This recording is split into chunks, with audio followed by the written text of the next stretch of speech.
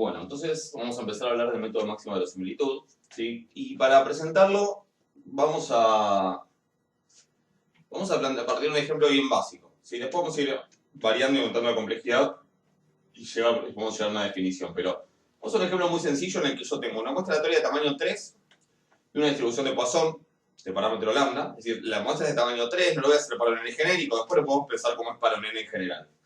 Pero luego por una muestra de tamaño 3 y en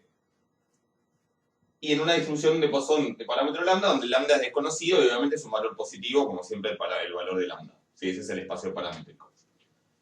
Y yo tengo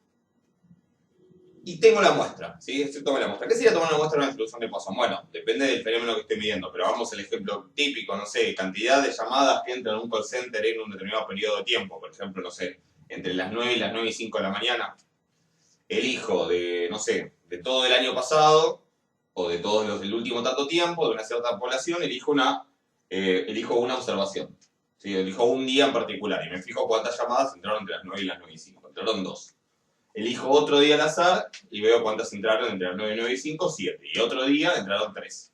¿Ok? Eso sería la muestra. Obviamente tienen que ser valores 0, 1, 2 en adelante. Podría ser 0, no pueden ser negativos. Tienen que ser enteros, no negativos. Por el rango de la distribución de Poisson. Entonces lo que vamos a calcular es cuál es la probabilidad de que ocurra esa muestra que efectivamente ocurrió. Es decir, ¿cuál es la probabilidad de tomar esa muestra que me ocurra la muestra 273? Es decir, yo voy a calcular la probabilidad de que ocurra eso que efectivamente ocurrió. ¿Sí? Voy a ver si, de alguna manera podríamos decir, voy a ver si eso que pasó era algo probable o no. ¿Sí? O qué tan probable o qué tan improbable sea el caso. Y tiene un sentido esto, ahora van a ver cuál es. Es decir, yo quiero la probabilidad conjunta de que x1, x2, x3, no se ve nada, x3, que valga x1, x2, perdón, que valga, efectivamente, que x1 valga 2, si yo lo estoy haciendo para estos números en particular, que x2 valga 7 y que x3 valga 3. Como es una muestra aleatoria y son todas independientes, y todas tienen esta misma distribución de Poisson, eso es la probabilidad de que x1 valga 2, por la probabilidad de que x2 valga 7, por la probabilidad de que x3 valga 3. Eso por la independencia. ¿Sí? Si no, tendría que usar una función de probabilidad conjunta con la fórmula que tenga. Pero al ser independientes puedo separar en 3. ¿Sí? Y ahora lo que voy a hacer es, bueno, a ver cuántas son esas probabilidades. Como la distribución es Poisson, esto es e a la menos lambda por lambda a la x sobre x factorial. El detalle es que acá x vale 2, ¿sí? Sería el x1, pero lambda no sé cuánto vale. O sea que en realidad lo único que puedo decir de esto, sin conocer el valor de lambda, es que es e a la menos lambda por lambda al cuadrado sobre 2 factorial. Y que esto es e a la menos lambda por lambda a la 7 sobre 7 factorial. Y que esto es e a la menos lambda por lambda al cubo sobre 3 factorial. ¿Sí? Es lo único que puedo decir. En realidad no sé cuánto va a ser esa probabilidad, cuánto es esa probabilidad, porque para saber qué probabilidad había de que ocurra 2, 7, 3, de que ocurra exactamente esa muestra, no en otro orden, que va a tener la misma probabilidad, pero no importa, que ocurra exactamente esa muestra, 2, 7, 3, la única manera que tendría de calcularla y de obtener un número es conocer el valor de lambda. Si no conozco lambda no lo puedo hacer. Pero veamos que igual esto es útil. De paso vamos a escribirlo de otra manera. Esto en este caso lo puedo juntar. Esto es específico de esta distribución. En otros casos habrá que ver qué se hace. Tengo e a la menos lambda por e a la menos lambda por e a la menos lambda es e a la menos 3 lambda. Si ese 3 aparece, ¿por qué? Bueno, aparece porque n es 3. ¿Sí? Porque tengo 3 observaciones. Si fueran 5, sería e a la menos 5 lambda. Y acá tengo lambda al cuadrado por lambda a la 7 por lambda al cubo, que es lambda a la 2 más 7 más 3, sobre 2 factorial por 7 factorial por 3 factorial, que es 2 por 6 por 720, creo. No, más que 720. No me acuerdo cuánto es. 720 por 7, no me acuerdo. Lo importante es que esto es un número. ¿Sí? Si quieren esto le ponemos c. Entonces en realidad puedo decir que me queda e a la menos 3 lambda por lambda a la, bueno, 2 más 7 más 3 es 12 sobre c, sobre una constante. Sí, que no sé cuánto es, pero no importa. Es una constante grande, es una constante del orden de miles, ¿sí? De miles o incluso 6 por 7, 42, por 7, 20, no, 7 por... Sí, no sé, está en el orden de 10.000 y pico, seguramente, bueno, no sé. Pero así, varias cifras, ¿sí? Con lo cual estas probabilidades no van a ser muy grandes en general, van a ser números chicos, pero van a ser números que van a ser distintos para cada posible valor de lambda. Y de hecho, fíjense que solo depende de lambda. Como solo depende de lambda, esto en realidad, ahora que yo a las x le puse valores y todo me queda solamente dependiendo de lambda, si bien salió de la función de probabilidad puntual, a la expresión que me queda la puedo pensar como una función del parámetro lambda. Y le vamos a poner un nombre. Esta se llama L, mayúscula, de lambda. Y esa L es porque se llama función, se llama likelihood function, es la función de verosimilitud. ¿Sí? La L es por likelihood. ¿Sí? Likely, con Y se escribe cuando no es likelihood, es una función, la palabra que en inglés se usa más que en castellano, que sería la traducción más, podría ser verosímil, pero en castellano uno no la usa tanto. Pero cuando en inglés alguien dice que algo es very likely, ¿sí? Very likely to happen, es como decir que, bueno, que no posible en un sentido probabilístico, sino que tiene sentido, que es razonable. ¿Sí? Ah, pasó eso, bueno, sí, la verdad que era likely, ¿sí? Era algo que podía pasar, ¿no? Entonces, fijémonos, como esto es una función de lambda, yo no podría graficar esta función. Obviamente habría que hacer un estudio de función, yo ya sé más o menos cómo queda esto va a quedar algo así. Obviamente eso lo toma valores positivos, lambda, o sea que tiene sentido para los positivos. Es una función que empieza acá cerca del 0. Pueden hacer un estudio de función, ver los límites, todo eso. Ahora después vamos a ver igual, vamos a derivarla, para ver para qué. Crece y después, bueno, después tiende a 0. ¿Sí?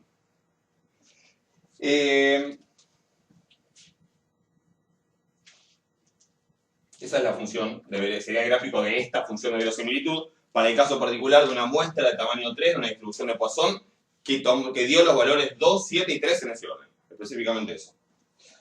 Entonces, pensemos qué información nos da esto. ¿Sí? Yo sé que la muestra ocurrió, o sea, yo hice el experimento y ocurrió la muestra 2, 7, 3.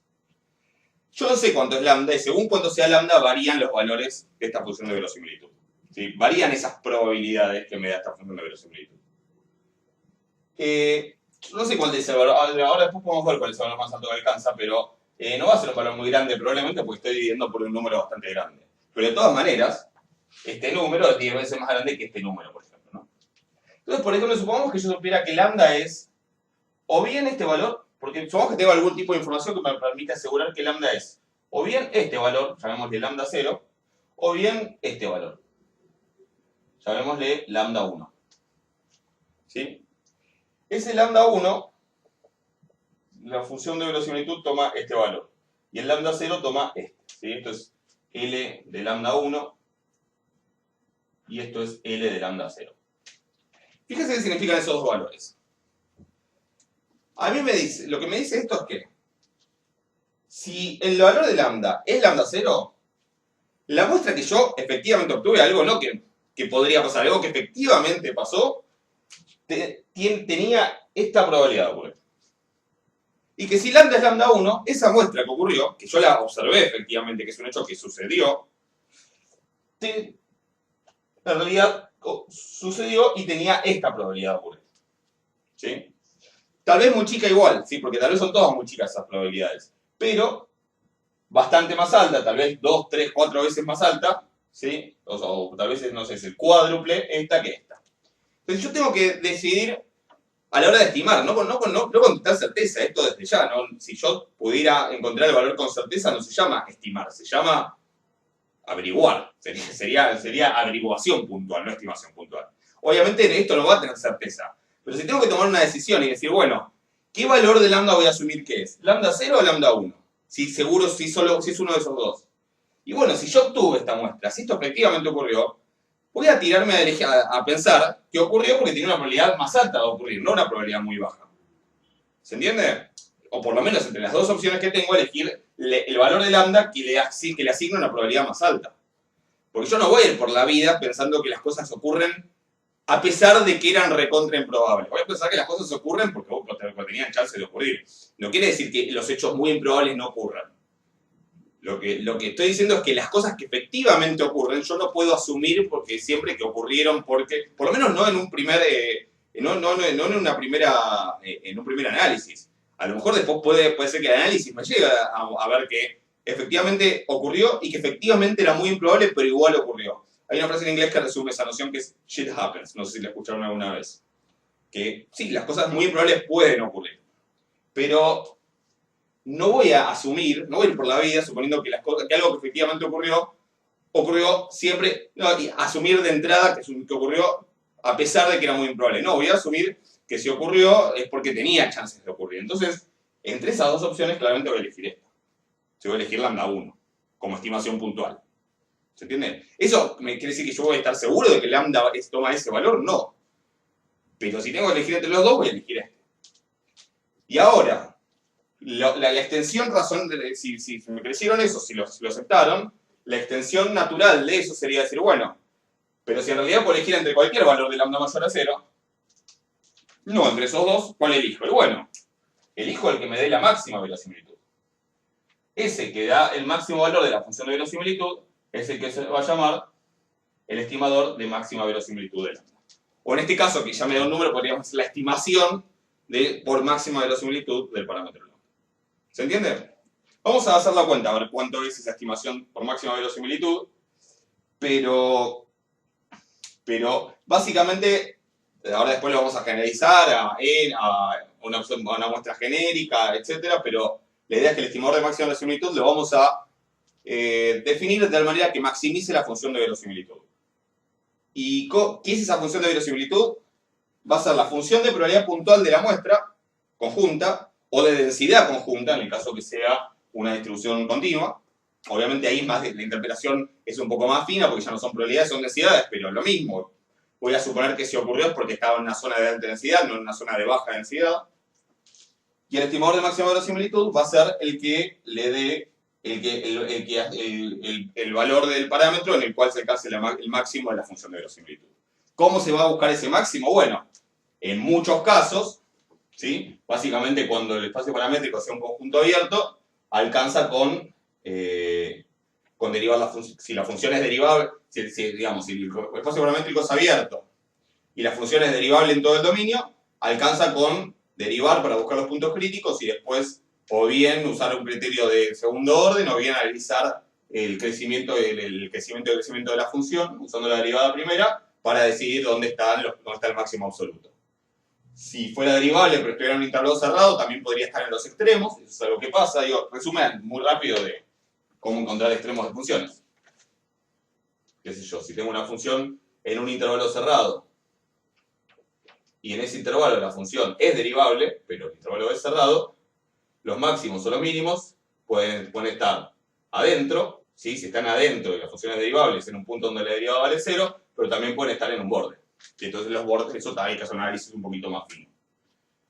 Si el espacio paramétrico es abierto o lo que sea, pero la función no es derivable o tiene discontinuidades, habrá que ver, ¿sí? En muchos casos van a ser casos como aquel, donde simplemente alcanza con derivar igual a 0, y en general va a haber un solo punto crítico, y eso normalmente ya implica que ese único punto crítico corresponde a un máximo, ¿sí? Pero vamos a hacer un análisis un poquito más completo después.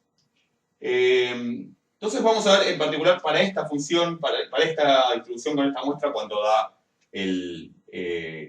es precisamente ese valor de lambda donde se maximiza, que básicamente voy a tener que trabajar con esta función.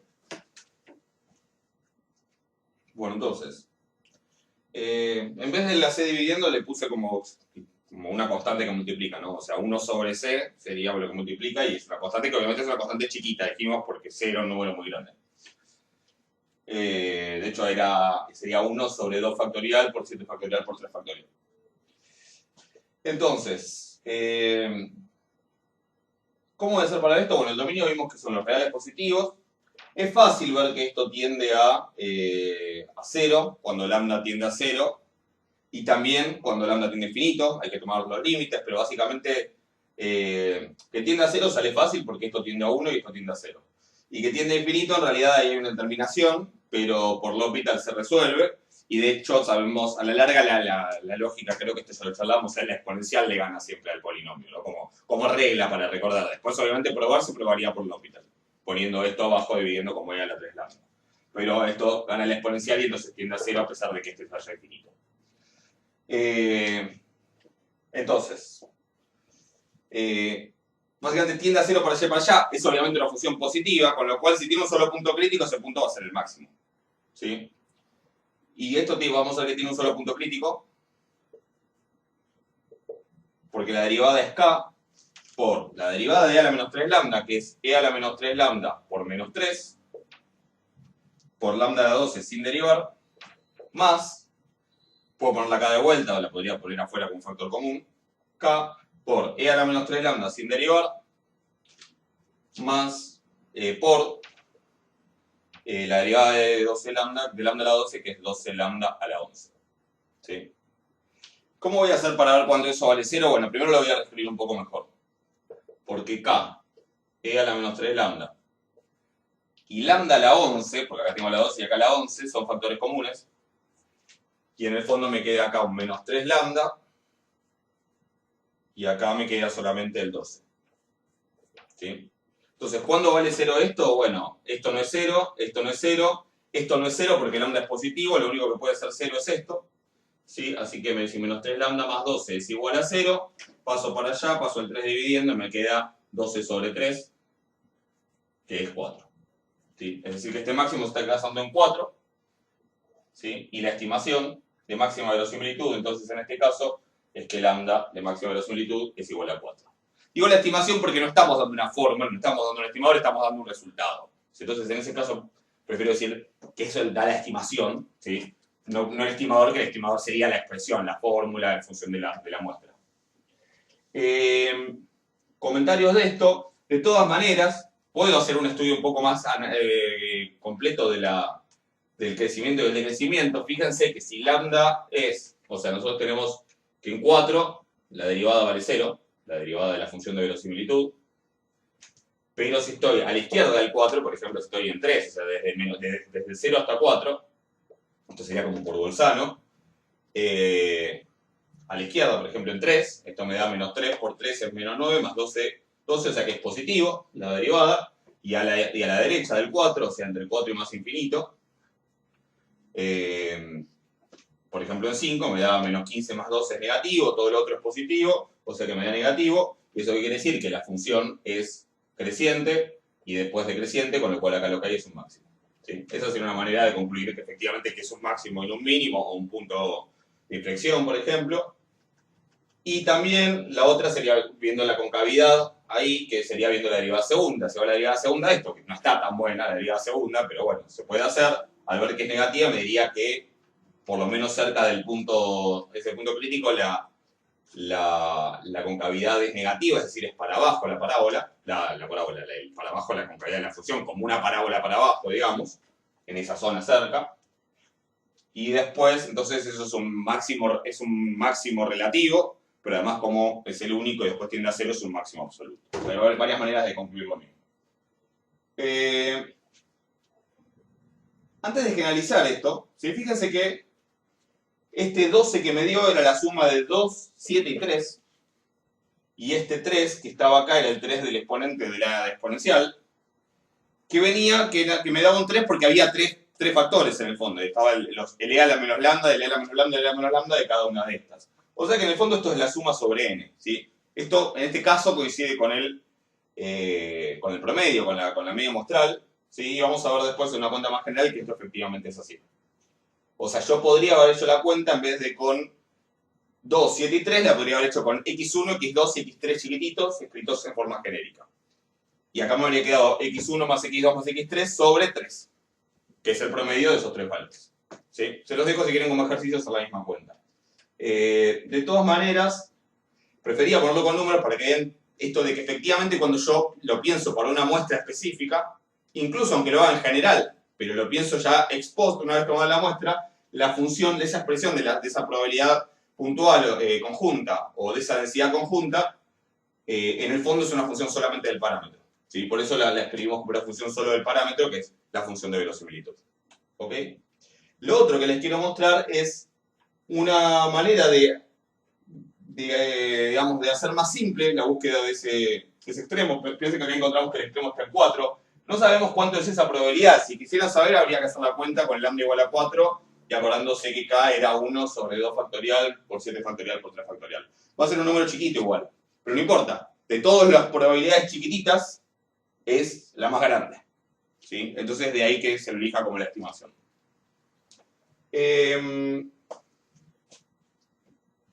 Bueno, y lo que quería comentar es esto, digamos. Hay algo que suele resolver las cuentas. En este caso, claramente, digamos, no era una cuenta imposible, pero se puso medio fea. La podemos hacer muchísimo más simple, ahora vamos a ver cómo. Y es algo que va a funcionar en muchísimos casos. No todos, pero en muchísimos casos. Entonces vamos a volver a hacer lo mismo, pero para encontrar dónde está ese máximo. Que fíjense que en el fondo lo que importa es dónde está el máximo, no cuánto vale el máximo. En qué valor de lambda está. Yo podría agarrar y hacer una transformación en la función. Si es lo que se llama una transformación monótona creciente, como la que me da el logaritmo, la exponencial, multiplicar por un número positivo, sumar o restar una constante, no, sumar una constante. Sí, sumar o restar una constante es una transformación monótona creciente, es decir, a valores, si yo, ¿qué quiere decir que sea una transformación monótona? Que si a dos valores le aplico la transformación, y digamos, si este es menor que este, y cuando les aplico la transformación, se sigue manteniendo la misma relación de orden. Eso es una transformación monótona creciente. La exponencial, el logaritmo, la raíz cuadrada, elevar a un número a una potencia impar, elevar a una potencia par si es que estos números ya son positivos. Todas esas son transformaciones monótonas crecientes. Y las transformaciones monótonas crecientes mantienen el crecimiento y el decrecimiento de la función y por lo tanto los lugares donde están los máximos y los mínimos. ¿Por qué? Porque si acá la función es más chica que acá, o sea, acá la función toma un valor más chico que el que toma acá, ¿sí? Es decir, si cuando me corro a la derecha la función sube, es creciente. Si ahora yo le aplico a esos valores que obtuve una transformación monótona creciente, este valor va a dar otra cosa, este va a dar otra cosa, pero la relación se va a mantener. Por lo que, bueno, lo que estaba acá que borré. ¿Sí? Entonces va a seguir siendo el valor, digamos, de esa composición de primero aplicar L y después aplicar la transformación a este y a este, va a seguir siendo que al más chico le da más chico y al más grande le da más grande, entonces la función con la transformación va a seguir siendo creciente. Es decir que si yo a esto le aplico una transformación creciente, la función va a seguir creciendo entre 0 y 4, la nueva función, y va a decrecer entre 4 y más infinito. Y por lo tanto va a tener un máximo absoluto en 4. ¿Se entiende? La forma va a ser distinta, la función puede tomar valores más altos o más bajos, pero va a ser una función que va a crecer desde 0 hasta 4 y a partir de 4 va a decrecer. Tal vez puede tomar valores negativos, ¿sí? Tal vez pueden ser valores más grandes, positivos. Va a crecer hasta 4 y a partir de 4 va a decrecer. Tal vez va a tener otro valor, no importa. La cuestión es que el crecimiento y el crecimiento va a ser lo mismo, por lo tanto, el punto donde se alcanza el máximo va a seguir siendo el 4. ¿Eso qué me da? Bueno, si la nueva función, por algún motivo, la transformación que le hago me la hace más fácil de derivar y de manejar, me ahorro un montón de cuentas. Y cuando tengo muchas multiplicaciones, como teníamos hoy, empieza a pasar esto de que, bueno, que la derivada implica derivar productos. Derivar productos es más feo que derivar sumas. Si yo esas multiplicaciones las convierto en sumas, es más fácil de derivar. ¿Y cómo para convertir multiplicaciones en sumas? Con el logaritmo. Si yo en vez de considerar la función L, considero la función logaritmo natural de L, ¿sí? Es decir, a L le aplico el logaritmo, me va a quedar una función que va a tomar otros valores más chicos, algunos van a ser negativos, si va a ser una función así, por ejemplo, pero que insisto, como el logaritmo es una función monótona creciente, mantiene las relaciones de orden y entonces donde la función original crecía, esta nueva función también crece, y donde la original decrecía, esta también decrece. Y por lo tanto, donde tenía un máximo, esta también tiene un máximo. Entonces, el máximo que yo encuentre para esta función, más fácil o más complicado que contarlo para la otra, pero no importa, el máximo que encuentre para esta va a ser también, o sea, el punto donde está el máximo va a ser el punto donde está el máximo de esta. Los valores no, porque si esta en el máximo daba 0,5, esto va a dar el logaritmo de 0,5. ¿Se entiende? De hecho, como estos números son 0, algo, este logaritmo va a dar siempre negativo. en este caso particular. Si fueran densidades, no, pero no importa, acá sí. ¿Estamos de acuerdo? Pero no importa, el máximo va a estar en el 4 igual. Porque de ahí va a decrecer. ¿Ok? Y vemos cómo queda. Esta función, cuando es el logaritmo de la verosimilitud, se la llama log verosimilitud o log likelihood y se la suele representar con L minúscula. L minúscula de lambda, ¿sí? En vez de L mayúscula. Y fíjense que queda en este caso. Me queda el logaritmo natural de K más el logaritmo natural de E a la menos 3 lambda más el logaritmo natural de lambda a la 12. Eso es el logaritmo natural de K menos 3 lambda, porque el logaritmo natural y la exponencial son funciones inversas, así que se cancelan, más 12 por el logaritmo natural de lambda. Con lo cual, esta función, ¿cuánto da la derivada? Que es respecto de lambda. Bueno, esto es constante, así que se va. La derivada de menos 3 lambda es menos 3. Y la derivada de 12 logaritmo natural de lambda es más 12 sobre lambda. Fíjese cuánto más simple me quedó la derivada. Y ahora es muy fácil ver que si esto es 0, si esa derivada es 0, bueno, entonces lambda da exactamente de vuelta lo mismo, 12 sobre 3. ¿Estamos de acuerdo? ¿Sí?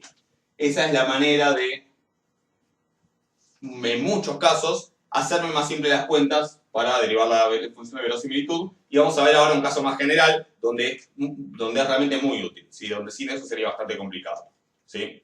Pero muchas veces, en realidad, en vez de buscar dónde tiene un máximo la función de verosimilitud, lo vamos a hacer para la log verosimilitud. El resultado va a ser el mismo, pero en muchos casos va a ser lo mismo. Hay excepciones que después las vamos a ver en situaciones medio particulares que hay que estudiarlas de una manera un poco distinta. Pero para la mayoría de los casos, los que son funciones de verosimilitud derivables y cosas por el estilo, en general, y que nunca se hacen cero, porque obviamente le puedo aplicar el logaritmo si nunca se hacen cero, ahí el truco de tomar la log verosimilitud es bastante útil, ¿sí? Obviamente, en este valor, en este 4 que me queda acá, esta vale una cosa y aquella vale otra. O sea, esa vale algo y esta va a valer el logaritmo de eso. Pero el lugar donde está el máximo es el mismo y por eso es útil. ¿Se entiende? Entonces lo que vamos a hacer es ver cómo sería esto para una muestra genérica de 1, 2, 7 y 3. Que digo, en este caso particular, si quieres se lo dejo como ejercicio ese paso, pero si yo en vez de poner 2, 7 y 3, si hubiese puesto x1 más x2 más x3, perdón, x1, x2, x3, si bien es cierto en que la expresión van a aparecer esos números, yo la voy a seguir pensando como que es función solo de lambda. Voy a maximizar en lambda. Y acá me habría quedado x1 más x2 más x3 sobre 3. ¿Sí? Vamos a ver cómo hacemos para un caso genérico. Porque en realidad lo interesante de esto sería decir, bueno, no que cada vez que yo tenga que estimar para el parámetro lambda una distribución de Poisson y vaya y tome una muestra, escriba la verosimilitud y tenga que hacer todo esto. Lo lindo sería ya saber, en general, qué es lo que hay que hacer para cualquier muestra. ¿Sí? ¿Qué cuenta tengo que hacer? Si hago todo este procedimiento, ¿a qué voy a llegar? Bueno, a esta cuenta. Entonces, ese va a ser el estimador de máxima verosimilitud. Y además, al escribirlo como estimador y en función de las variables de la muestra, le vamos a poner a analizar las propiedades, a ver si es insegado, si es eficiente, si es consistente, etc. ¿Se entiende? Entonces vamos a ver el ejemplo ahora en el caso genérico, que es de vuelta sobre la distribución de Poisson. Después podemos ver algunos otros ejemplos.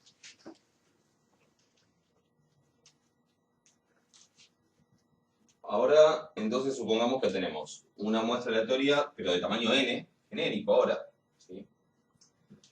De una distribución de Poisson de parámetro lambda, igual que antes, y ahora los valores que toman esas x, no sé cuáles son, o sea, son valores generales, o sea, x1, x2, x3, etcétera, hasta xn, x chiquitita, digamos, pero no sé cuáles son esos valores. Trabajar en buscar la estimación de máxima verosimilitud, en este caso, ¿de qué me va a servir? Que después yo puedo ir y tomar una muestra de tamaño 5, y no importa lo que me dé la muestra, yo sé qué cuenta tengo que hacer para encontrar la estimación de máxima verosimilitud, es decir, el valor en el cual de lambda, en el cual se alcanza el máximo de la función de verosimilitud para ese caso particular. Pero después puedo tomar una muestra de tamaño 37, u otra muestra de tamaño 5 que arroje valores distintos y sé qué cuenta hacer. ¿Sí? Entonces la idea de tener una forma genérica es que yo después ya sé cómo se estima lambda en cualquier caso. No hace falta que haga una y otra vez, un resultado conocido. ¿Sí? Ya sé que, bueno, si quiero estimar por máxima verosimilitud del parámetro lambda, el estimador de máxima verosimilitud de lambda es, en la distribución de Poisson, tal cosa, tal expresión y listo. Y esa es después la cuenta que hago voy, tomo la muestra y hago la cuenta. No hace falta que haga otra vez toda la derivada y todo el lío. ¿Se entiende? Entonces vamos a ver cómo se hace en un caso general así. La idea es que de vuelta la función de verosimilitud se va a calcular escribiendo la función de probabilidad conjunta de la muestra, si es una distribución discreta, o la función de densidad conjunta de la muestra, si es una distribución absolutamente continua. Entonces, básicamente lo que yo necesito es la probabilidad de la muestra, pongámosle así, x raya o x flecha, digo, para hablar más en general de toda la muestra, que es función de x1, x2, xn, y que, de vuelta, como es una muestra aleatoria y las variables son independientes, se puede escribir como la función de probabilidad de x1, evaluada en x1, chiquita, por la función de probabilidad de x2, evaluada en x2 chiquita, por la función de probabilidad de xn, puntos suspensivos, evaluada en xn chiquita.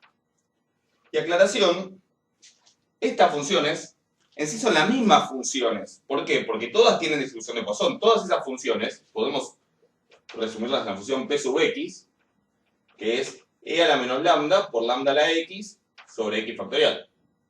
¿Sí? Que ojo, son funciones de x y de lambda, depende de cómo yo las mire. ¿Sí? Yo las puedo mirar, en la expresión aparece x y aparece lambda. Yo las puedo mirar como funciones de x o como funciones de lambda.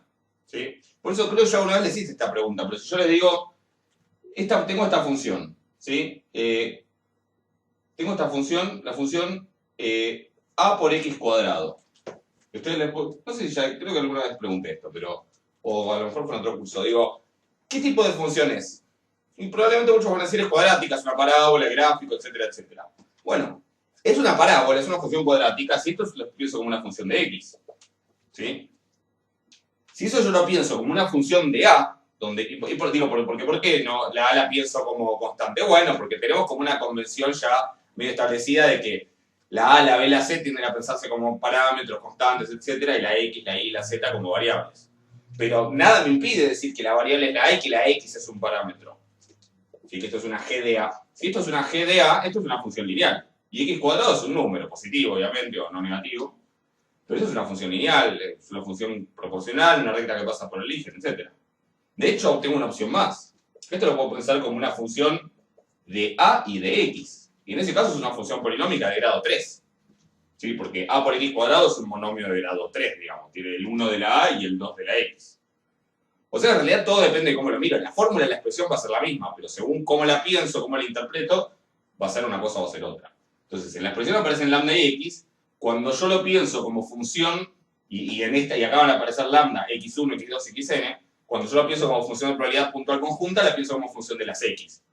Cuando esa misma expresión la pienso como que las x están dadas, porque bueno, van a tomar ciertos valores a la hora de hacer la estimación, y la pienso como función de él o de los parámetros, la llamamos y representa la función de verosimilitud.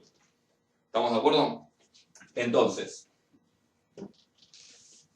tengo otra manera. Primero, que acá donde dice x1, x2, xn, podría poner x directamente. ¿Sí? Porque es esta función. O sea, es la función e a la menos lambda por lambda a la x sobre x factorial. Pero no me tengo que olvidar que evaluada en valores posible y probablemente distintos, con lo cual lo tengo que escribir para x1, para x2, para xn, etc. Y esto tiene una manera más simple de resumirse, que es decir que es el productor, la productoria o el productorio desde i igual 1 hasta n de la función p de x evaluada en xy. Y parece una pavada, es un detalle, pero es muy importante que no se olviden de este subíndice i. Se olviden de ese subíndice i y les va a quedar cualquier cosa. La función de verosimilitud, van a derivar, no van a entender nada, van a tratar de hacer algo y van a llegar a cualquier lado y nada, va a ser todo un desastre. ¿Sí? Entonces es muy importante eso. Yo podría escribir la función de probabilidad conjunta, ¿sí? O sea, la función de verosimilitud, metiendo acá que básicamente ¿qué va a ser? Va a ser la productoria desde igual 1 hasta n de e a la menos lambda por lambda a la x sub i, ese sub i es importante, y acá también x sub i factorial, ¿sí? Y y ahora aplicar propiedades, y ahora que esto, por ejemplo, E a la menos lambda n por lambda la suma de xi sobre el producto de los factoriales, ¿sí? O la productoria de los factoriales. Pero como ya vimos antes que aplicar el logaritmo funciona bastante bien, y fíjense acá tengo un producto de muchas cosas. Derivar un producto de muchas cosas es medio molesto. El logaritmo me ayudó bastante, entonces lo que voy a calcular es la log-verosimilitud, que es el logaritmo natural de la verosimilitud, y que es el logaritmo natural de esa productoria, voy a necesitar acá espacio, de esa productoria desde igual 1 hasta n, de la función de probabilidad puntual evaluada en xi, insisto que es ahí, no me la tengo que olvidar, es re importante. Y como el logaritmo de un producto es la suma de los logaritmos, esto es lo mismo que la sumatoria. Y ahora la sumatoria es mucho más amigable porque ya tenemos más cancha con las propiedades de la sumatoria. Desde igual 1 hasta n de los logaritmos de la función de probabilidad puntual evaluada en xi, insisto, no se olviden el subíndice i. No lo voy a decir suficiente cantidad de veces. ¿Sí? No importa cuántas veces lo diga, va a ser poco. Entonces la log-verosimilitud es la suma, en este caso, o sea, en general siempre esto lo podría escribir, es medio siempre lo mismo, acá es probabilidad o densidad según el caso, pero hasta acá es medio siempre la misma idea, hasta me lo puedo saltear, digamos, lo del medio. Para este caso particular, para esta distribución en particular, esto es la suma desde igual 1 hasta n del logaritmo natural de e a la menos lambda de xi, e a la menos lambda por lambda la xi sobre xi factorial. Aplico propiedades del logaritmo, son medio las mismas que antes. Esto me queda la suma desde igual 1 hasta n del logaritmo de esto por el logaritmo de esto sobre esto. Eso es menos lambda, dijimos, porque el logaritmo se va con la exponencial, más xi por el logaritmo natural de lambda, menos el logaritmo natural de xi factorial. ¿Sí? Y ahora tengo que aplicar propiedades de la sumatoria. Acá voy a tener como pasos, tipo, primero aplico las propiedades del logaritmo, así que me tengo que concentrar en eso. Terminé, listo, paro, respiro, pienso de vuelta, ahora tengo que pensar propiedades de la sumatoria. Propiedades de la sumatoria, bueno, separo en todas. Como esto es constante, porque en este no depende de la i, me queda menos n veces lambda, porque hay n términos. Como este no es constante, ¿sí? Porque acá sí, esto depende de la i, el logaritmo natural de lambda lo puedo sacar afuera, pero este queda adentro. Más el logaritmo natural de lambda por la suma de las xi, es de igual 1 hasta n. Menos, y eso me queda, bueno, la suma de estas cosas, ¿sí? De todas maneras, no le tengan miedo a eso, porque ahora vamos a derivar, pero respecto de lambda, ¿sí? Entonces, todo ese término no va a importar. Entonces, la suma es de igual 1 hasta n del logaritmo natural de lo factorial de x. Esa porquería, listo. ¿Sí? Esa es mi función de log-verosimilitud, que es la que voy a tratar de ver dónde tiene un extremo. Insisto, esto tiene dominio los reales positivos. Vamos a ver que tiene un único punto crítico y que, bueno, que a la izquierda es decreciente y a la derecha a la izquierda es creciente y a la derecha es decreciente. Entonces voy a borrar para tener un poco de espacio.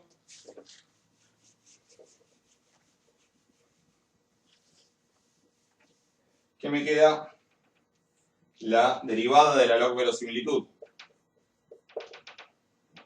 Bueno, a ver. La derivada respecto de lambda, que es la única variable acá. La derivada de menos n lambda es menos n. ¿Sí? A ver, insisto, ¿por qué puedo? Porque después se hace muy mecánico y a veces no saben cuándo no sirve esto. ¿Por qué lo hago derivando? Porque tengo un abierto, en el conjunto de 0 más infinito, si hay un extremo, va a estar en un punto de la derivada vale 0. ¿Por qué? Porque es una función derivable. ¿Cómo veo que es una función derivable si toda esta porquería, si hay un factorial, una sumatoria? Porque acá lo único que no conozco es variable, que es variable de la función es lambda. N es un número, la suma de las xy es un número, la suma de los logaritmos de las xy es otro número. O sea, si quieren saber qué forma tiene esto, piensen que es menos, por ejemplo, 10 lambda más el logaritmo natural de lambda por, qué sé yo, 38, menos, qué sé yo, 7,3, ni idea. Pero se entiende, es un término lineal que es derivable, más el logaritmo, la función logaritmo natural, que es derivable en su dominio, en los reales positivos, más una constante. Eso es una función derivable. Si yo quiero ver dónde tiene un extremo, lo que tengo que ver es dónde la derivada vale 0. ¿Estamos de acuerdo? Solo que lo voy a hacer en el caso general. Entonces, me queda la derivada del primer término es menos n, del segundo es 1 sobre lambda por la suma de xy, más 1 sobre lambda por la suma de las xy, lo voy a poner así abreviado, en fin, los subíndices, y el subíndice y el sobreíndice. Y la derivada de esto respecto a lambda es 0, o sea que ya está. Fíjense que es mucho más simple, imagínense si lo hubiese tenido que hacer con la productoria y todo eso. Entonces, yo igualo esto a 0, si igualo esto a 0, paso este para el otro lado, me queda 1 sobre lambda, suma de xy, igual a n, paso el lambda para allá, me queda n lambda, paso el n para acá, me queda la suma de las xy sobre n, o sea que es x raya, que es el promedio, ese va a ser ese valor. Si realmente corresponde a un máximo, es el estimador máximo de la similitud, y de vuelta es muy fácil ver que a la izquierda la derivada da positiva, o sea que la función crece, a la derecha de este valor la derivada es negativa, o sea que la función decrece, ¿sí? O si quieren, pueden ver que la derivada segunda de esta función respecto de lambda es menos 1 sobre lambda cuadrado por suma de xy. Que siempre, siempre, como esto está al cuadrado, como acá hay un menos, y como esto es una suma de cosas no negativas, siempre es negativo, y por lo tanto la función, no la de verosimilitud, pero la de log verosimilitud, es una función estrictamente cóncava en todo su dominio. Si hicieron matemáticas para economistas, saben que las funciones estrictamente cóncavas tienen a lo sumo un extremo, y ese extremo, si lo tienen, es un máximo global. ¿Sí? Y entonces, bueno, como hay un punto de la derivada vale 0, ahí hay un máximo global, necesariamente. ¿Sí? Fíjense que nos dio lo mismo que antes, pero ahora en general. El estimador de máxima verosimilitud de lambda, de la distribución de Poisson, es x raya.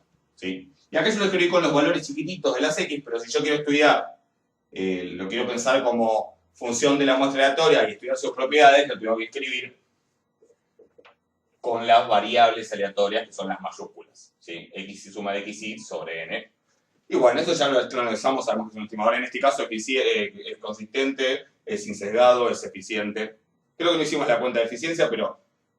no, sí, le hicimos, sí. Vimos que cumplía, que su varianza era igual a la cuota de Cramer-Raoult. Me acuerdo del ejemplo que habíamos hecho. ¿Sí? Así que, efectivamente, sale. ¿Siempre salen estimadores insesgados, eficientes? No. En general salen inconsistentes y en general salen estimadores buenos. ¿Sí? Pero no necesariamente van a ser insesgados. ¿Sí? Pero, en general, es un método de estimación bastante confiable, bastante usado y de aplicación en contextos muy amplios. ¿Sí? Nosotros estamos viendo un contexto muy específico, que es una muestra aleatoria tomada por muestreo aleatorio simple, al azar. Es decir, donde las xy que obtenemos son todas variables independientes idénticamente distribuidas. Pero en otros contextos también se puede hacer, solo que, bueno, no puedo decir que la función de probabilidad conjunta de la muestra es el producto de las individuales. Pero no importa, es la función de probabilidad conjunta de la muestra, pensada para valores específicos de la muestra, y solo como función de los parámetros, es lo que va a ser la función de verosimilitud del parámetro que queremos estimar. ¿Ok? Entonces, esto sería un ejemplo particular. Voy a hacer, ya está bastante larga la clase, pero voy a hacer dos ejemplos más. Uno de un caso en el que no podemos hacer esto, y hay que pensar un poco más y vamos a ver por qué se da eso. ¿Sí? Y uno de un caso en el que tenemos dos parámetros, ¿sí? Como para ver qué se hace. Después en la guía van a tener un montón de casos para hacer y bueno, los pueden ir probando y después en todo caso en las clases en vivo me pueden consultar al respecto, ¿sí? Así que bueno, vamos a ver otro ejemplo más. Bueno, ahora vamos a un ejemplo que acá, en este punto, les diría que si están medio cansados, cansadas, pausen un rato, descansen un rato y lo ven, dejen descansar un rato porque tiene un par de detalles que hay que pensarlo bien. De hecho, yo también para un rato que descansé porque siempre es como que esto lo tengo que pensar cada vez, no me acuerdo de memoria cómo se hace.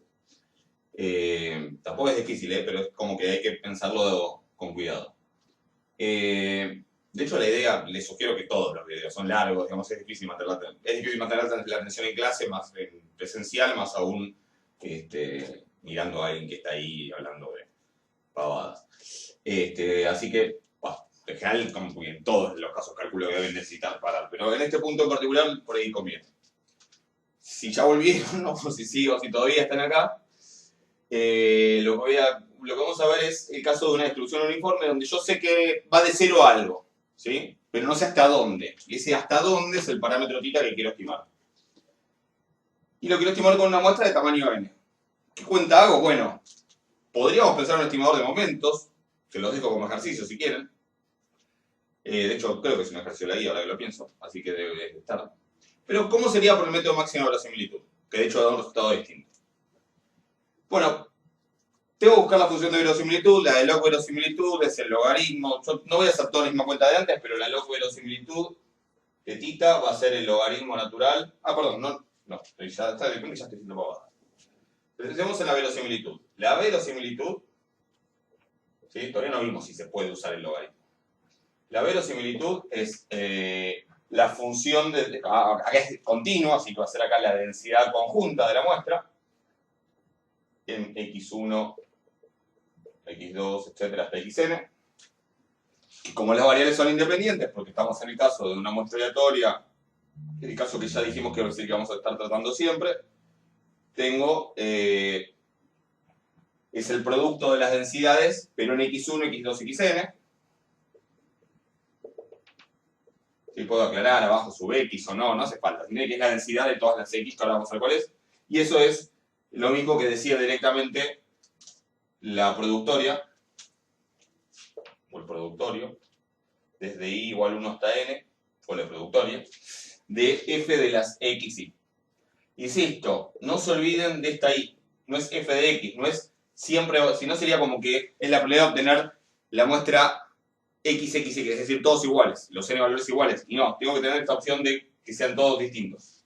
¿Sí? Ese subíndice i es imprescindible.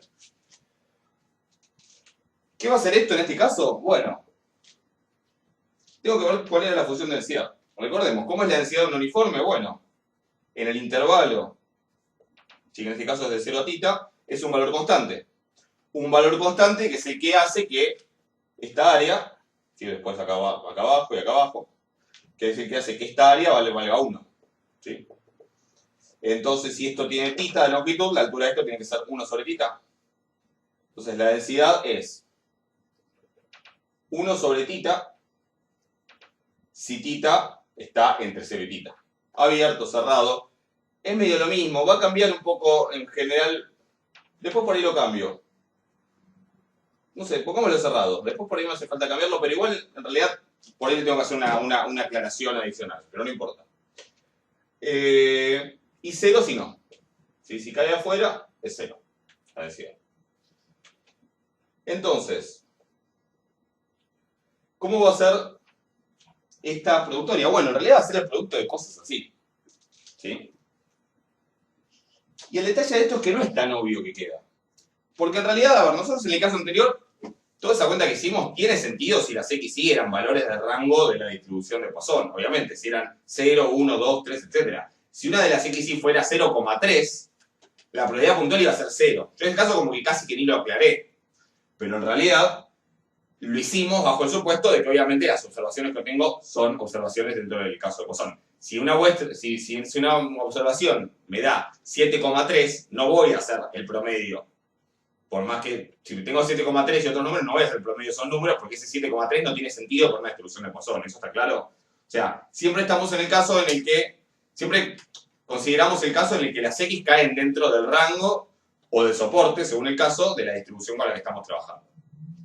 En casos como el anterior, el rango era 0, 1, 2, 3, etc. hasta infinito, y eso era independientemente del valor de lambda.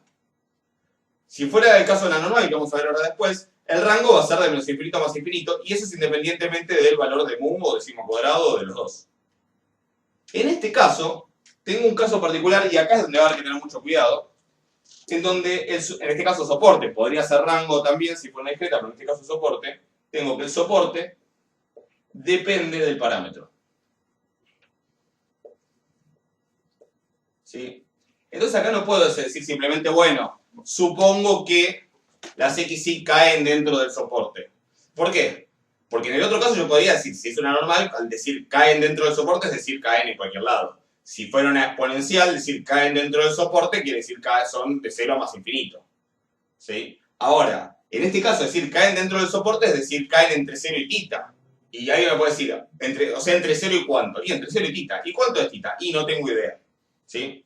Entonces, En esos casos en los que el soporte o el rango depende del parámetro es donde tengo que hacer este análisis particular y no alcanza con decir, bueno, obviamente supongo que las X están dentro del soporte. Porque el soporte justamente no sé cuál es.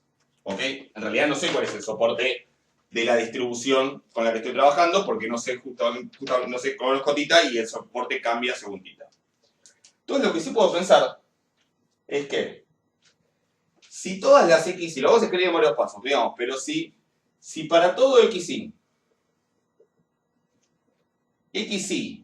está entre 0 y tita, si quieren lo que sí podemos suponer de ahora en más es esto. Que las XY son positivas. Porque eso sí no tiene problema. Estoy diciendo que sean positivas. Que sean mayores a 0. El 0 sí está fijo, no depende de tita. O sea que eso sí lo puedo suponer. Lo que no puedo suponer, o sea, lo que no sé es, lo que no puedo decir es, supongo que las X sean menores a tita porque no sé quién es tita. ¿Sí? Entonces, si las X son todas menores a tita, vamos a decirlo así directamente, si las X son todas menores a tita, es decir, para todo XY es más chica que tita, entonces estas densidades todas valen 1 sobre tita. Si todas valen 1 sobre tita, es 1 sobre tita por 1 sobre tita, 1 sobre tita por 1 sobre tita, n veces. Eso queda 1 sobre tita a la n. O sea, 1 sobre tita a la algo, 1 sobre tita cuadrada, 1 sobre tita a la quinta, 1 sobre tita a la 10, según el n. Pero, si no, es decir, si por lo menos una de las XY fuera más grande que tita, esta densidad, ¿cuánto vale? Bueno, una de estas por lo menos va a valer 0 y el producto de todas va a ser 0. ¿Se entiende? Y esta es la manera en la que queda escrita la función de verosimilitud. Voy a hacer solo un paso más, ¿sí? Para aclarar esto, que lo puedo resumir más fácil esto. Porque yo puedo decir también que esto es lo mismo que decir. Es 1 sobre tita a la n, y este es el detalle que hay que pensar.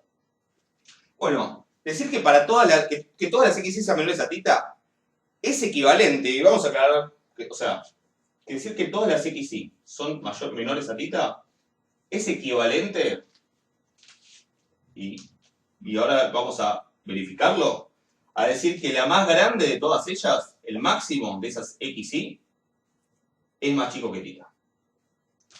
Veamos por qué.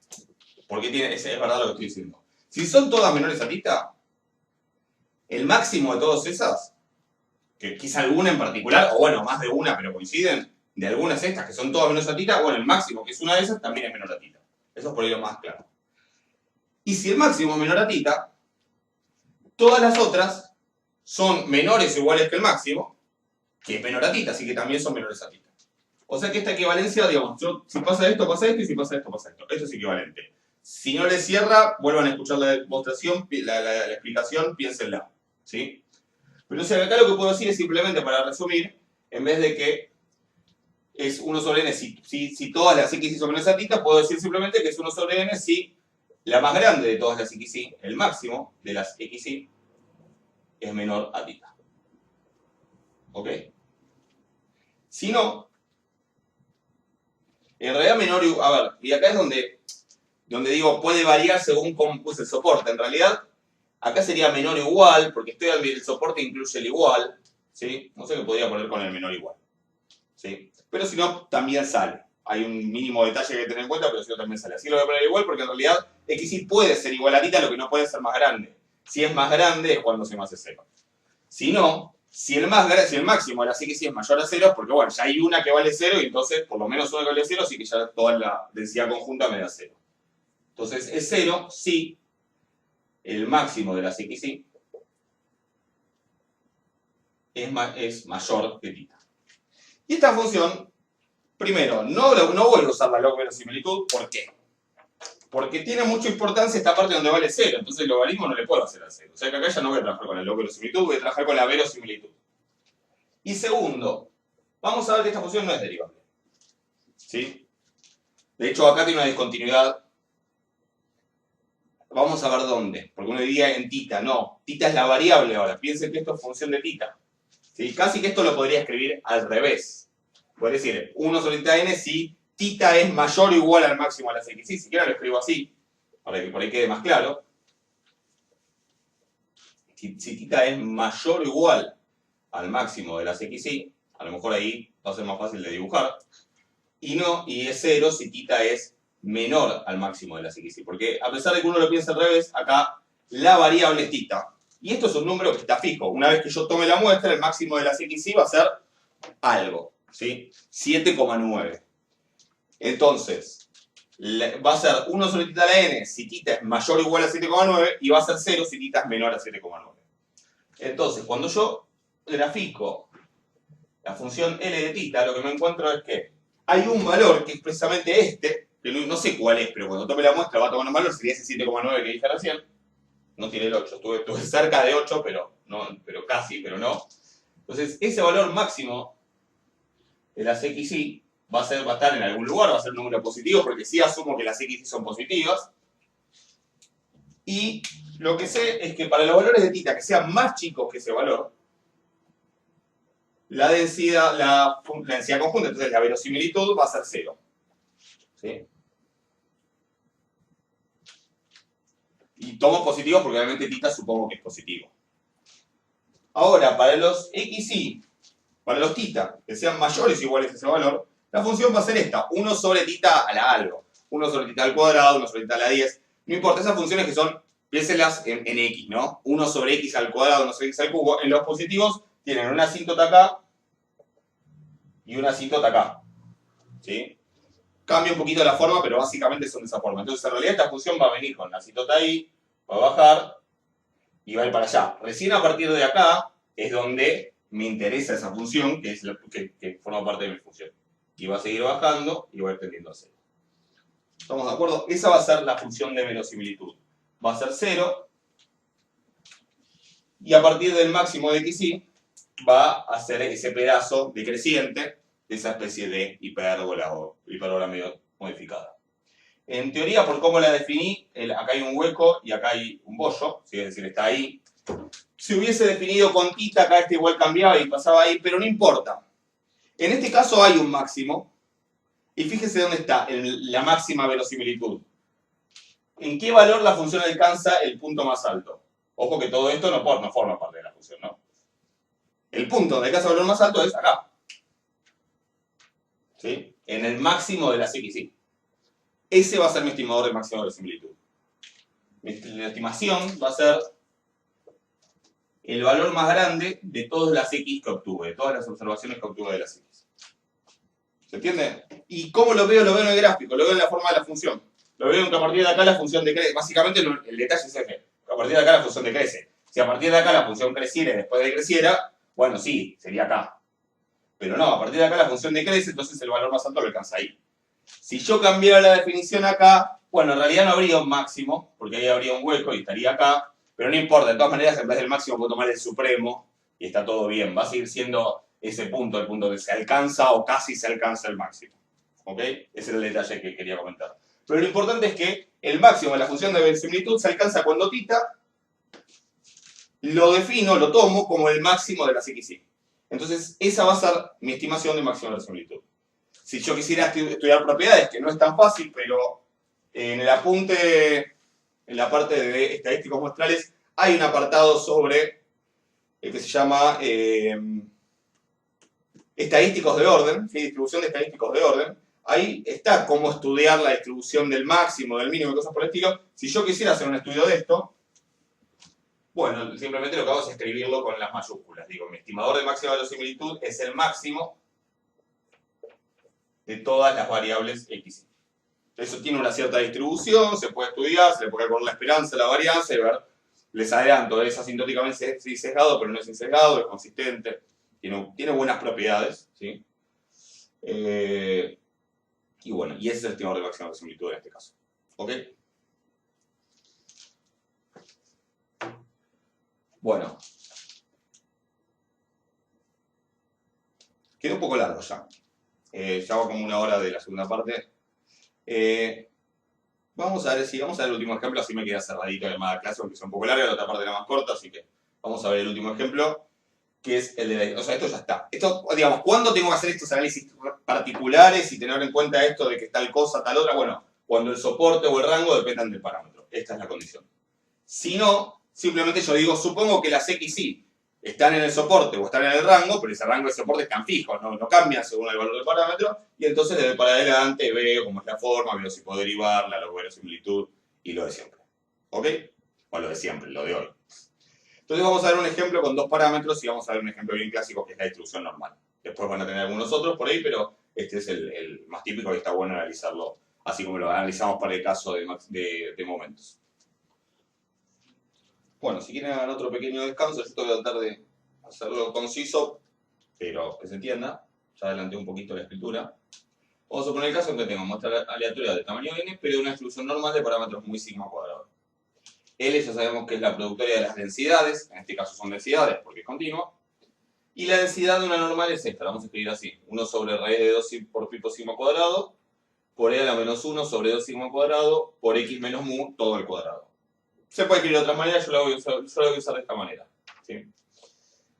Entonces la log-verosimilitud de L chiquita es el logaritmo natural de la verosimilitud, que es el logaritmo del productorio, así que es la suma de los logaritmos de las densidades, así que es la suma de los logaritmos de estas cosas.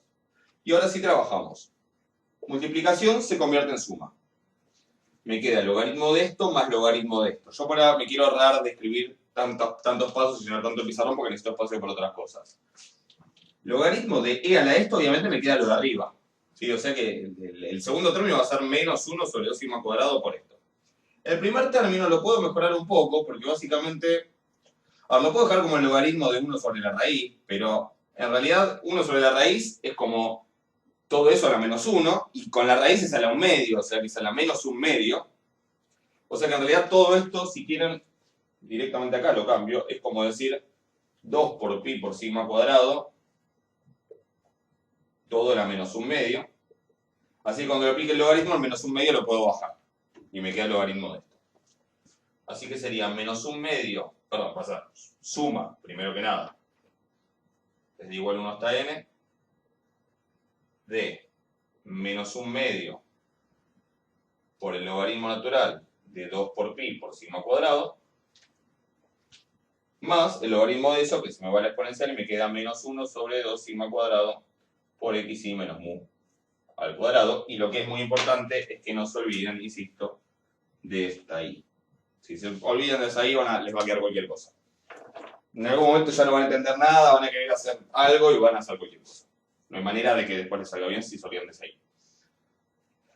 Esto no, ahora, sumatoria, probé la sumatoria. Bueno, esto es constante para la suma en el sentido que no depende del índice de la suma, en todos los términos es lo mismo, así que me va a quedar n veces, menos n sobre 2, por logaritmo natural de 2 por pi por sigma cuadrado, más la suma de todo esto, el menos será afuera, el 1 sobre 2 sigma cuadrado puede ser afuera y me va a quedar la suma de esto. ¿Puedo hacer el cuadrado del binomio? Sí, pero lo voy a dejar así. Esto lo voy a dejar como menos 1 sobre 2 sigma cuadrado por la sumatoria, ya saben que la suma es de 1 hasta n, de xy menos mu al cuadrado. Y esta va a ser mi función de log verosimilitud. ¿Sí? La puedo dejar escrita de esta manera. Se puede escribir de otras maneras, pero esta es la que vamos a hacer. Ahora, es función de mu y sigma cuadrado, función de mu solo, función de sigma cuadrado, bueno, según el caso. Acá uno puede analizar de vuelta los casos, como hicimos cuando vimos con momentos. Puedo ver cuál sería el estimador para mu si conozco sigma cuadrado, cuál sería el estimador para sigma cuadrado si conozco mu, y cuál es el estimador cuando no conozco ni mu ni sigma cuadrado. Ese último es el caso más interesante porque cuando yo esto lo pienso como función tanto de mu como de sigma cuadrado, es cuando no conozco a ninguno de los dos, y entonces ahora es una función de dos variables. Y esa función de dos variables, entonces es una función en el plano, es una función de análisis 2. Y para buscar un extremo tengo que buscar sus derivadas parciales y ver dónde el gradiente se anula. ¿Estamos de acuerdo? Entonces es un poco más complicado el análisis. La cuestión acá es la siguiente. Y la otra cosa es que yo, si quiero derivar, tengo que derivar respecto de mu y derivar respecto de sigma cuadrado. Derivar respecto de sigma cuadrado no es aconsejable, porque es fácil equivocarse, no porque esté mal. Pero piensen lo siguiente, yo les digo, ¿cuál es la derivada respecto de sigma cuadrado de la función sigma a la cuarta? Se los dejo para que pongan pausa y piénsenlo, ¿sí? Pongan pausa y piénsenlo un poco antes de contestar. Bueno, vuelvan. Veo que me hicieron caso, bien. Si me contestan cosas como 4 sigma al cuadrado del cubo, 4 sigma al cubo, no, está mal. Porque en realidad, como función de sigma cuadrado, ¿qué le estoy haciendo a sigma cuadrado acá? Esto es sigma cuadrado al cuadrado. Yo digo respecto a sigma al cuadrado es 2 sigma cuadrado de la derivada. Es como si esta es la x cuadrado, derivo y la derivada de los x. Entonces, como es muy rebuscado esto, lo que conviene es hacer un cambio de variable, que hay que cambiarle el nombre. Yo sigma cuadrado le voy a cambiar el nombre y le voy a poner alfa. ¿Sí? Y lo que vamos a estimar es muy alfa. Después al final pongo sigma cuadrado de vuelta, pero la varianza esa lo voy a llamar alfa. Entonces voy a llamar alfa a sigma al cuadrado. Si de hecho en el apunte está esto explicado y está así, pueden ver el apunte, a lo mejor también si quieren completar algún detalle. Entonces la función de verosimilitud como función de mu y de alfa, la log verosimilitud, como función de mu y de alfa, es menos n sobre 2 logaritmo natural de 2 por pi por alfa, menos 1 sobre 2 alfa por la suma de xi menos mu al cuadrado. Y ahora, ¿cómo son las derivadas parciales? Bueno, las derivadas parciales son respecto de mu, este término no contiene a mu, así que se va. Este desaparece de a cero. Esto es constante, o sea que queda tal cual. ¿No? Es constante, digo, para mu. ¿Sí?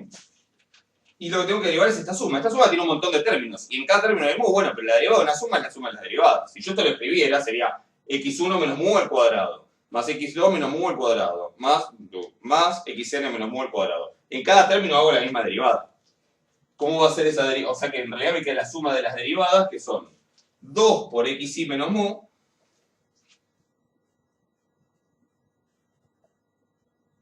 a la 1, y ahora derivo menos mu, derivo, digamos, adentro del paréntesis, por regla de la cadena, me queda menos 1, o sea que en realidad me queda así. Que lo escribo para ya ahorrar ese menos 1 y ese 2 salen afuera, se me van con el menos y con el 2 y me termina quedando 1 sobre alfa, suma de xi menos mu. Y suma de xi menos mu lo puedo separar, puedo hacer suma de xi menos suma de mu, que es suma de xi menos nmu. ¿Sí? La vamos a dejar escrita así la derivada respecto a. Por otro lado, la derivada de la log verosimilitud respecto de alfa, o sea, de la varianza, ¿sí? Respecto de sigma cuadrado, es, acá tengo que derivar, esto es constante, menos n sobre 2, por 1 sobre 2 por pi por alfa, derivo de vuelta adentro, me queda 2pi, por 2 por pi, así que el 2pi se me va a ir, con el 2pi de acá. Y acá, menos 1 sobre 2 alfa, derivo el 1 sobre alfa, es menos 1 sobre alfa al cuadrado, o sea que acá me queda más 1 sobre 2 alfa cuadrado, y todo esto es constante. Suma de xi menos mu al cuadrado. Escriban, antes de escribirlo ustedes también, si yo todo esto lo acomodo, me termina quedando menos n sobre alfa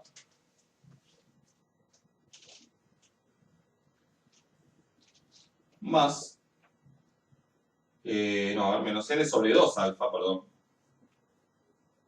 Porque había un 2pi, había otro 2 también. Más 1 sobre 2 alfa cuadrado por la suma de xi menos mu cuadrado. Y esas son las derivadas de la log verosimilitud. Entonces, ¿cómo procedo ahora según el caso? Bueno, veamos. Voy a borrar algo para tener espacio.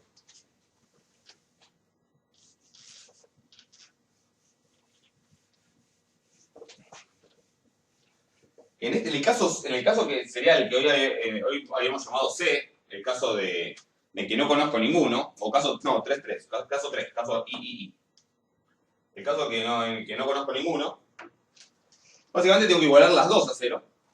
1 sobre alfa por suma de xi menos mu igual a 0, y menos n sobre 2 alfa más 1 sobre 2 alfa cuadrado por suma de xi menos mu cuadrado igual a 0. El alfa lo puedo pasar para allá, se me va, y me queda suma de xi Perdón, me falta el n. Suma de xy igual a n mu. Y despejen, y acá lo que sale es mu igual suma de xy sobre n. O sea, queda la media. ¿Sí? Y acá me queda, si yo despejo alfa, ¿sí? Se los dejo para que lo hagan tranquilos, ¿sí? Pongan pausa y escríbanlo, pero si despejan alfa van a llegar a esto. Tienen que llegar a esto. Alfa igual a 1 sobre n suma de xy menos mu al cuadrado, pero en realidad yo lo estoy poniendo en función de mu, que es un parámetro desconocido. Entonces la realidad es que yo que encontré la solución para mu el estimador, y ese valor lo tengo que meter acá adentro. Así que es ese valor que es x raya. Entonces lo que voy a hacer es meter ahí adentro ese valor, ¿sí? Como hicimos hoy también, y me queda x raya, y esto que es no es otra cosa que el s cuadrado. ¿Sí? Este es mi estimador para alfa, es decir, mi estimador para la varianza, es s cuadrado, y mi estimador para x raya, para mu, por máxima verosimilitud, es la media muestral. Ninguna novedad, lo mismo que en momentos. ¿Sí? Así que el s cuadrado es el s cuadrado del sesgado, no el que es dividido en n-1, sino que el que es dividido en n es el estimador de máxima verosimilitud de la varianza de la distribución normal y x raya de mu. Y esto es lo que hago cuando no conozco ninguno. Cuando sí conozco alguno, fíjense, si yo conozco sigma cuadrado, toda esta cuenta ni se hace, lo único que se hace es esta. Se iguala a 0 y se despeja. Yo obtengo exactamente lo mismo, obtengo x raya. Háganlo, ¿sí? Pero obtengo x raya, es decir, que cuando conozco sigma cuadrado, obtengo lo mismo y de hecho no me interesa sigma cuadrado. Lo conozco buenísimo, pero no me interesa para estimar mu. ¿Sí? No me interesa por lo menos para la estimación puntual. Después vamos a ver que para hacer intervalos y test, sí. Pero para la estimación puntual no me interesa. ¿Sí? O sea, pasa lo mismo. Cuando conozco mu, pero no conozco sigma cuadrado, esta cuenta no la hago, y la que hago es esta, y despejo. Pero cuando despejo, me quedaba mu acá, y como mu ahora es conocido, no es que lo tengo que reemplazar por una estimación, como mu ahora es conocido, directamente me queda esta cuenta con ese valor de mu que conozco ahí. Ese es el que habíamos llamado en su momento sigma cuadrado sombrero en la práctica 3. ¿Sí? Mismo resultado que obtuvimos por momentos. ¿Sí? Cuando conozco mu sí me sirve para hacer la estimación puntual de sigma cuadrado por máxima verosimilitud y la uso en este caso. Es decir, si yo sé que mu es 3,8, acá meto siempre un 3,8 y listo. Obviamente que hay un cuadrado, no sé si lo borré o me lo comí. Pero bueno, ahí hay un cuadrado y había un cuadrado antes. Cuando no conozco ninguno de los dos, acá va x raya, por lo tanto lo que me queda es el s cuadrado. Bastante similar, el mismo resultado que encontré por el método de los momentos. Basándome en M1 y en M2. ¿Ok? Bueno, esto sería todo lo teórico de estimadores puntuales de la parte clásica. La idea acá es que practicar con la guía, ¿sí? En clases en vivo vamos a hacer ejercicios, más ejemplos, y bueno, después vamos a seguir con la estimación puntual, pero vamos a ver el enfoque bayesiano. Vamos a empezar a hablar de métodos bayesianos, de estadística bayesiana, y vamos a volver a ver los métodos bayesianos. Después veremos los intervalos de confianza clásicos y también la versión bayesiana. ¿Sí? Y así. Así que bueno, eso es todo por hoy. Fue una clase larga, ya sé, pero bueno, tampoco tanto, que lo otro día se me acordó. 2 horas de clase, una clase de la facultad. De las pesaditas, obviamente. Bueno, espero que estén bien, cuídense y nos hablamos pronto. Saludos.